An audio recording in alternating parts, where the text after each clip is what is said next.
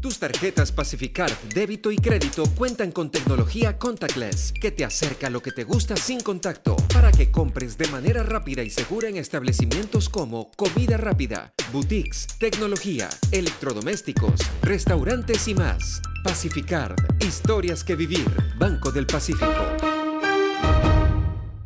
Buenas noches, soy José Toledo.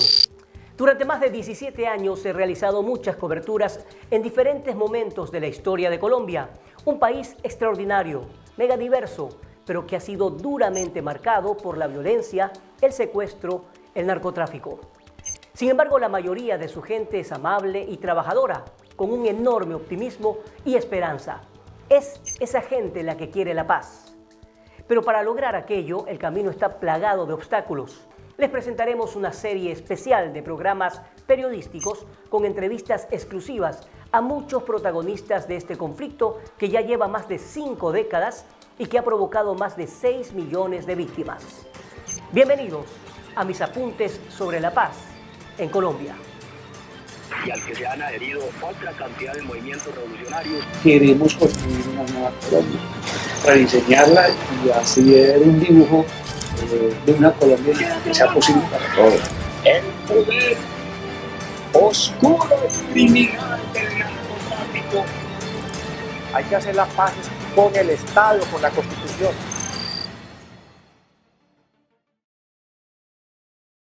¿Cómo era un día típico? Más o menos a las 5 de la mañana nos levantábamos, a las 6 de la mañana nos daban el desayuno, manteníamos encerrados en esas jaulas, a las 9 de la mañana nos daban un agua, a las 11:30 nos daban el almuerzo, por ahí 3, 4 de la tarde nos daban algo de agua para bañarnos el cuerpo y ya a las 6 de la tarde cerraban la jaula y ahí quedábamos expuestos a pasar la noche.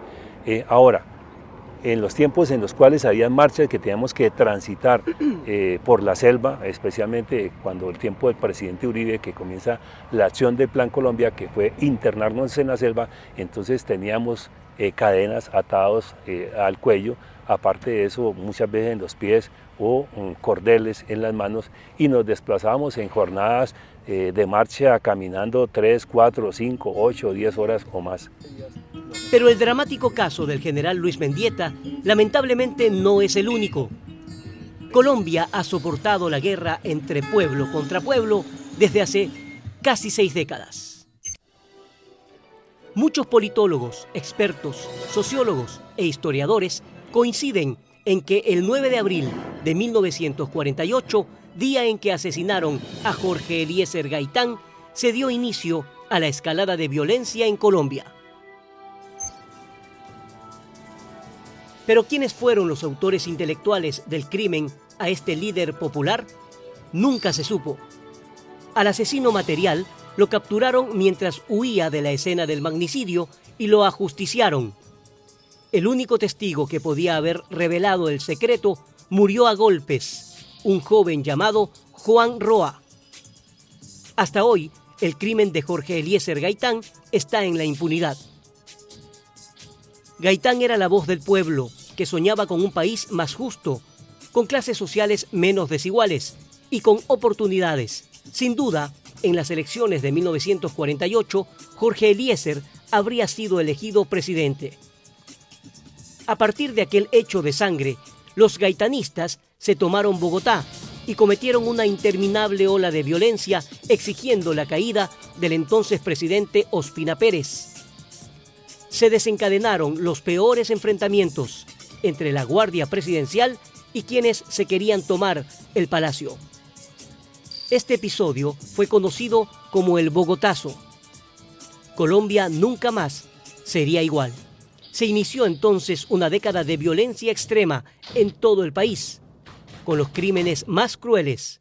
Colombia, durante 6 décadas, 7 décadas, se ha producido el horror, la barbarie, la hecatombe humanitaria, en las luchas por el poder y en las luchas por riqueza.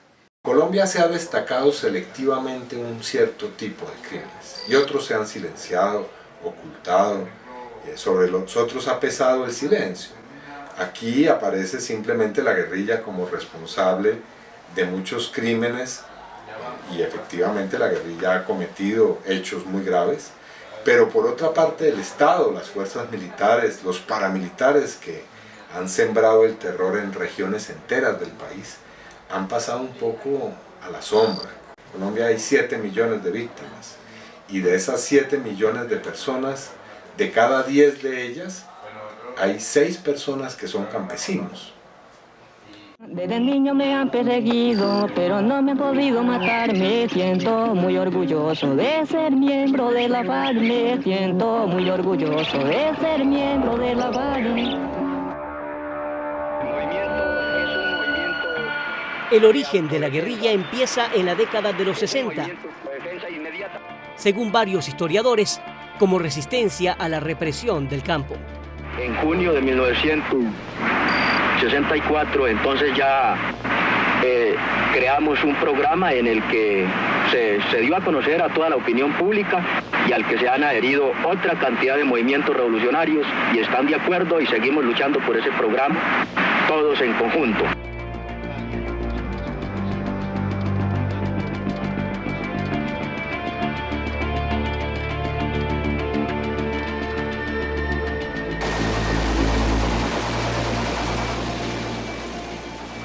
Como han podido observar, el conflicto colombiano tiene varios orígenes y el enfrentamiento, ya sea por territorio, poder o por riqueza, dejó un regadero de sangre y muchísimo dolor. En el siguiente bloque les mostraré la continuación del caso del general Mendieta, quien permaneció 11 años, 7 meses secuestrado por las FARC, y veremos cómo se logró su liberación a través de un operativo militar. Pero además conoceremos el testimonio de Clara Rojas, también secuestrada junto a Ingrid Betancourt. Y también les mostraremos mi encuentro cara a cara con uno de los líderes de las FARC, Simón Trinidad, en plena selva colombiana hace 17 años. Continuamos con mis apuntes sobre la paz.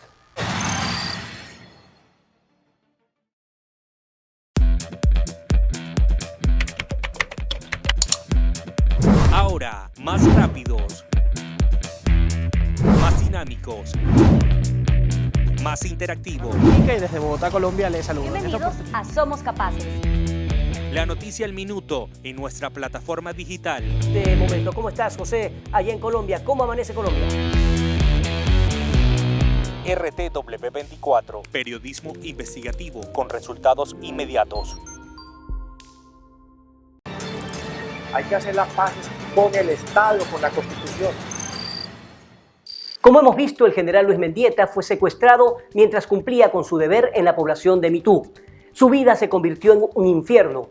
A continuación, el relato de este general que estuvo secuestrado por las FARC por cerca de 12 años en medio de la selva.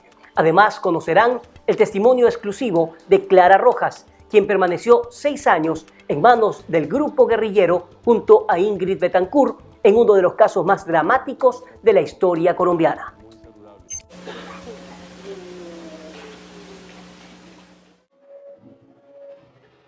El haber estado aislado de la familia durante todo el tiempo, durante estos casi 12 años, no ver crecer los hijos, no verlos ir a la universidad, al colegio.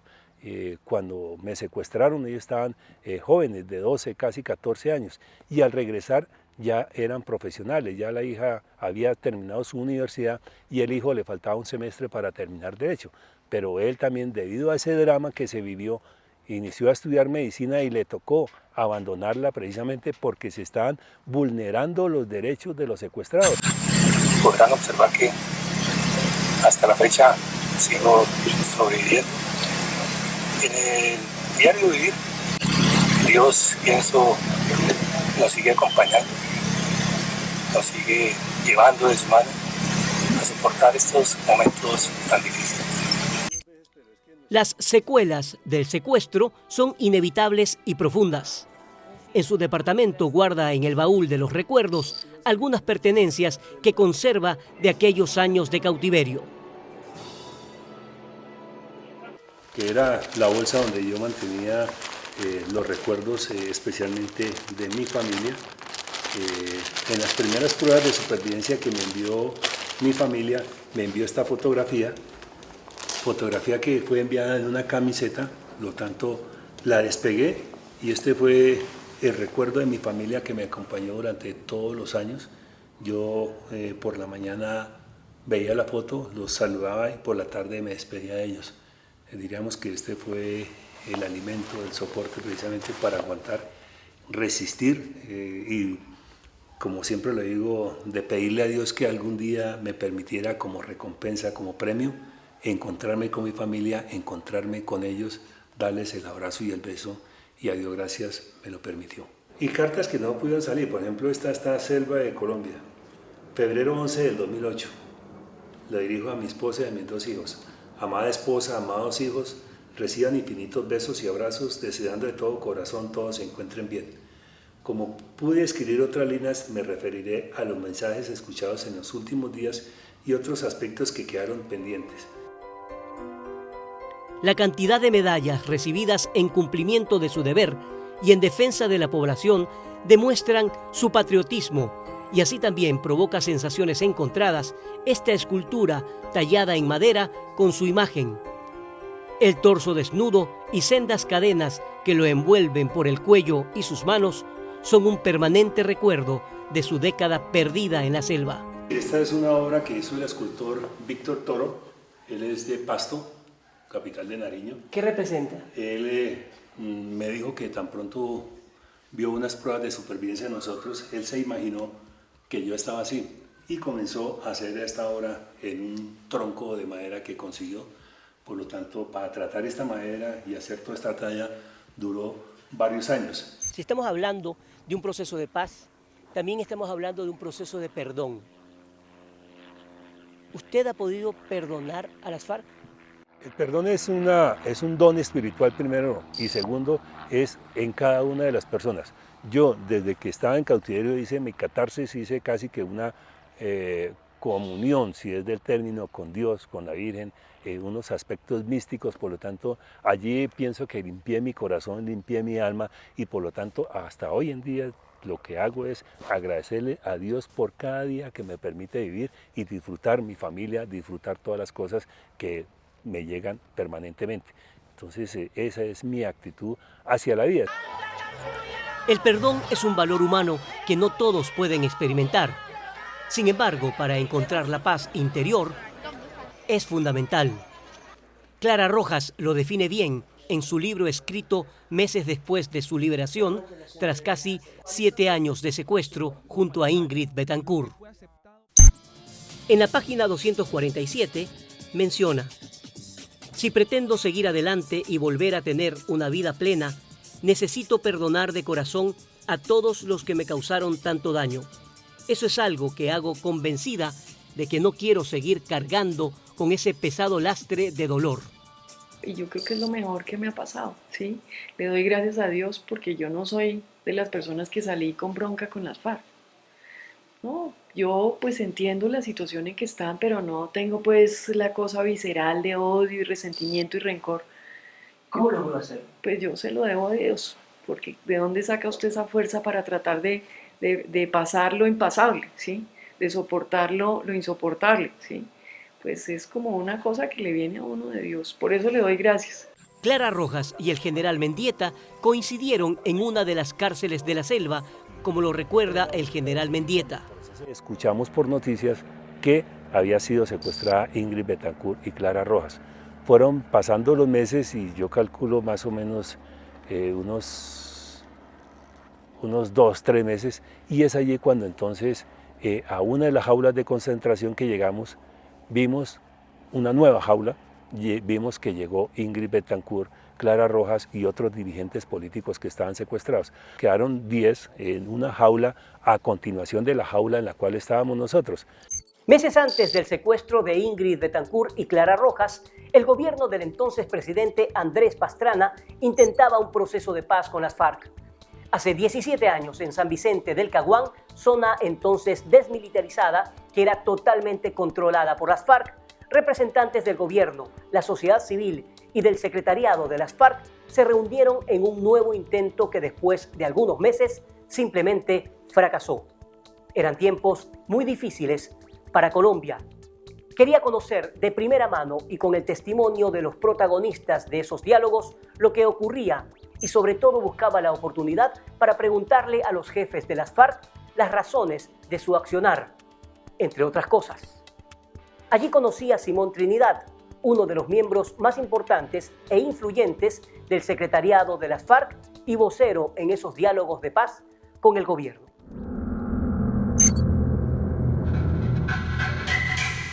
Viajamos a San Vicente del Caguán. Esta valla da la bienvenida a una zona totalmente controlada por las FARC. De aquí ya Carlos es taxista y vive 30 años en este sitio. ¿Y qué le parece el FARC y todo?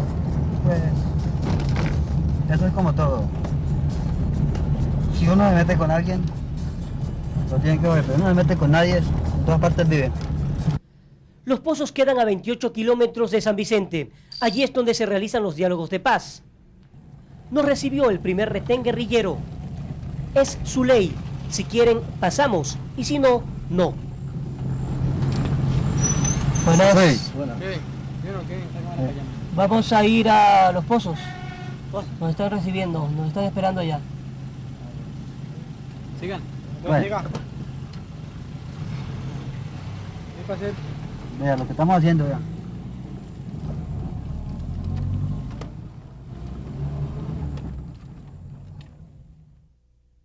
Aquí un ratito.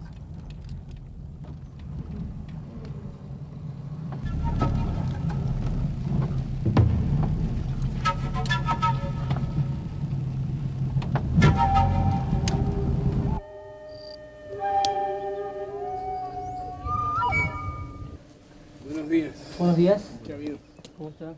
Simón Trinidad, vocero y uno de los 3 delegados de las FARC en los diálogos de paz, se muestra pesimista a la hora de hablar de alguna solución en el conflicto colombiano. Porque los Estados Unidos tienen mucho interés en aumentar su injerencia y su intromisión en los asuntos internos de Colombia. El Plan Colombia no es un plan de lucha contra el narcotráfico. Porque si fuera así, los narcotraficantes colombianos viven en Bogotá, en Cali, en Medellín, en Barranquilla, en Bucaramanga, en Ibagué, en Pereira. Y con una simple medida de policía se capturarían los narcotraficantes colombianos. Sin embargo, quienes critican a las FARC afirman que los enfrentamientos en el Putumayo giran en torno a que en los municipios de la región del Bajo Putumayo se concentran el 96% de los cultivos de coca del departamento. Además, en este sector está más del 50% de la superficie de cultivos de coca de todo el país, de acuerdo a un análisis regional elaborado por el Observatorio de Derechos Humanos de la Vicepresidencia de la República. Aparentemente, los paramilitares y los guerrilleros buscarían ganar ese territorio. ¿Tienen ningún vínculo con ustedes? ¿Qué opina usted, por ejemplo, de los narcotraficantes? Estamos en contra del cultivo del narcotráfico. Colombia, desgraciadamente, como producto de este negocio mundial capitalista, se convirtió en un país productor de marihuana, cocaína y heroína. ¿Y por qué el Estado no los detiene a los narcotraficantes si son tan fáciles? Si es que han sido financiados por el narcotraficante, los grandes dirigentes aquí, presidentes de la República, han sido financiados con los dineros del narcotráfico. ¿Ustedes se sienten apoyados por los campesinos? Pues claro, porque somos los únicos que estamos en su medio, que entendemos su problema y tenemos el respaldo del campesinado. ¿Rechazan ustedes esto de que ellos están apoyándolos bajo una presión, o si es que no los apoyan, se mueren? Ese es el cuento de la oligarquía colombiana y de los medios de comunicación en Colombia y de la mayoría de los medios de comunicación internacionales. ¿Cómo puedes tú obligar a millones de campesinos a través de la fuerza a que nos colaboren? Es absurdo. Ustedes no son santos tampoco, o sea, también tienen que aceptar que han tenido errores, que han, por ejemplo, esto de los policías y militares que están secuestrados, dicen uno, yo no sé ni cómo decirlo, si son secuestrados o prisioneros de guerra. Pero imagínate tú que ellos no fueron cogidos volando cometa o montando en bicicleta en los parques del país. Fueron capturados en combate contra nuestras unidades, con armas, con fusiles, con granadas, con cañones, con morteros, en sus bases. En aquella entrevista, Simón Trinidad habló de la visión que tienen las FARC sobre la construcción de lo que ellos llaman un nuevo Estado colombiano. Pero podrían ser aislados por el mundo. ¿Por qué? Porque sería una dictadura o no. Pero ¿por qué si lo que estamos es pidiendo la democratización de la tierra? Estamos diciendo hay que entregarle tierra a los campesinos, hay que darle vivienda a los que no tienen vivienda, hay que generar una industria para dar empleo, hay que aumentar el mercado interno colombiano, hay que producir más para poder competir más en el mercado internacional, hay que democratizar la producción. Nosotros no estamos hablando, en ningún momento estamos hablando de la socialización de la economía, estamos hablando es democratizarla. No dictadura. La gente puede ir a votar, hay candidatos. Pero, por supuesto, pero no para elegir a los corruptos y a los politiqueros que históricamente han gobernado en contra de los intereses nacionales. Y una nueva base económica que tenga en el centro al hombre y a la mujer colombianos y que se beneficien ellos de la inmensa riqueza que tiene este país y del potencial de 40 millones de colombianos para salir del atraso, de la miseria, del abandono. ¿Pero un nuevo Estado liderado por quién? ¿Por las FARC? Entre otros por las FARC. En Colombia hay muchísima gente y muchísimas organizaciones que están luchando por un nuevo Estado y por un nuevo régimen político. Es decir, cambiar las leyes, un nuevo Congreso, una nueva Constitución. Por supuesto, es que no podemos nosotros, con la misma clase dirigente, con los mismos gobernantes, construir un nuevo país. Unos meses después de la entrevista, los diálogos de paz fracasaron. Simón Trinidad fue capturado en Quito, Ecuador, y después de ser llevado a Colombia, fue extraditado a los Estados Unidos. Por fuera de cualquier protocolo, las notas del listo de las FARC. Que yo muchas veces increpé que por favor me liberaran, nunca quisieron.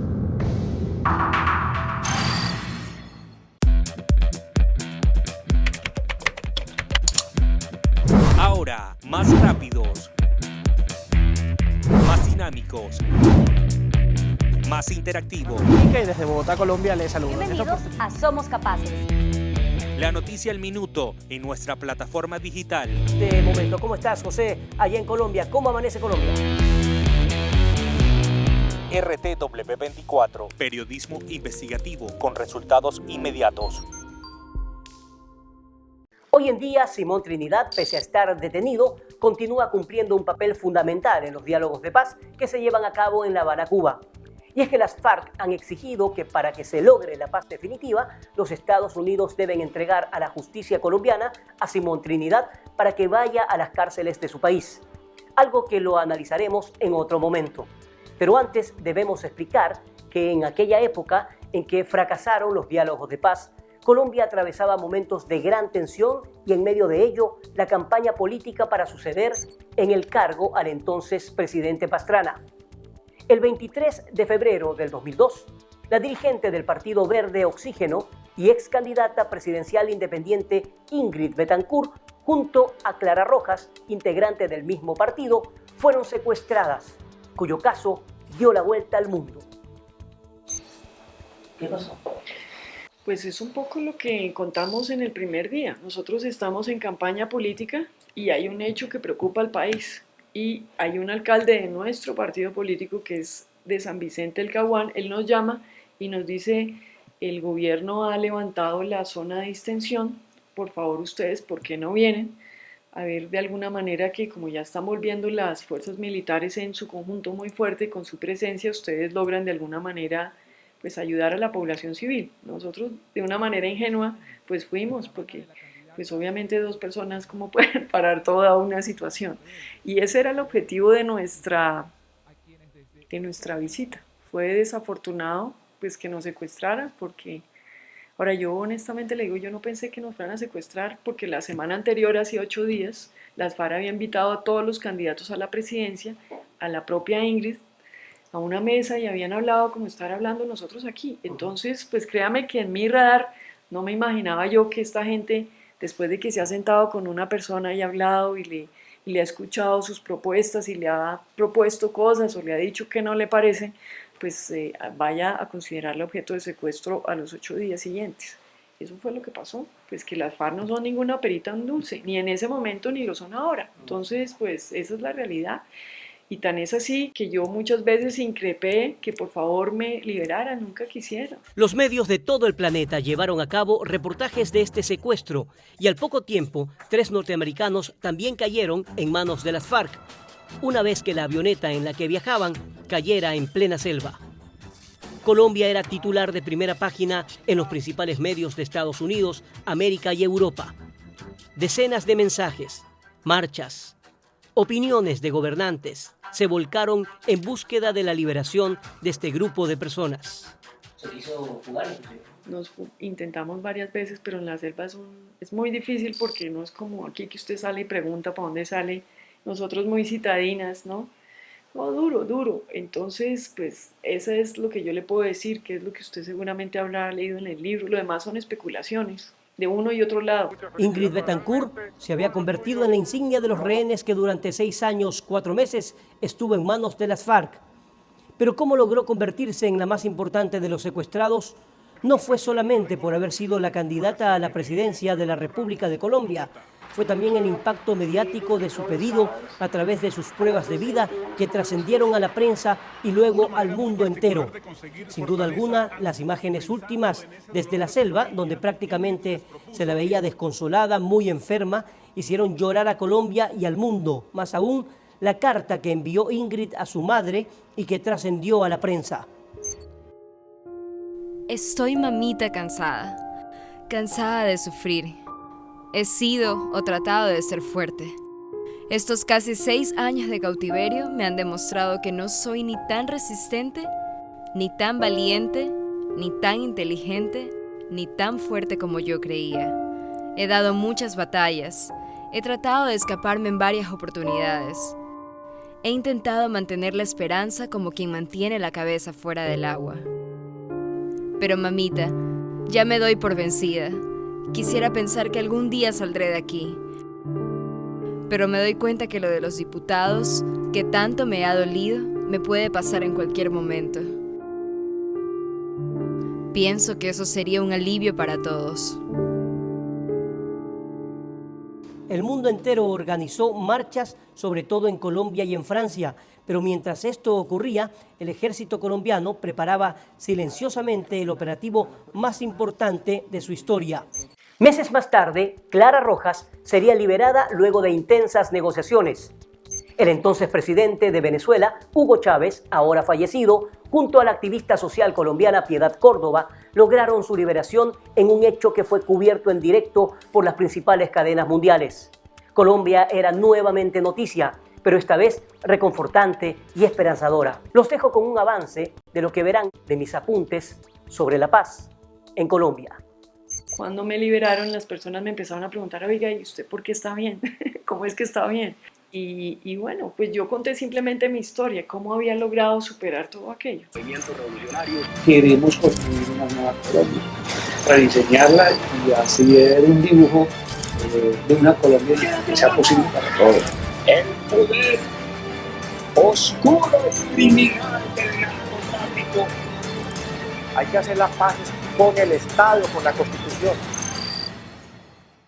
Tus tarjetas Pacificard, débito y crédito cuentan con tecnología contactless que te acerca a lo que te gusta sin contacto para que compres de manera rápida y segura en establecimientos como comida rápida, boutiques, tecnología, electrodomésticos, restaurantes y más. Pacificard, historias que vivir. Banco del Pacífico.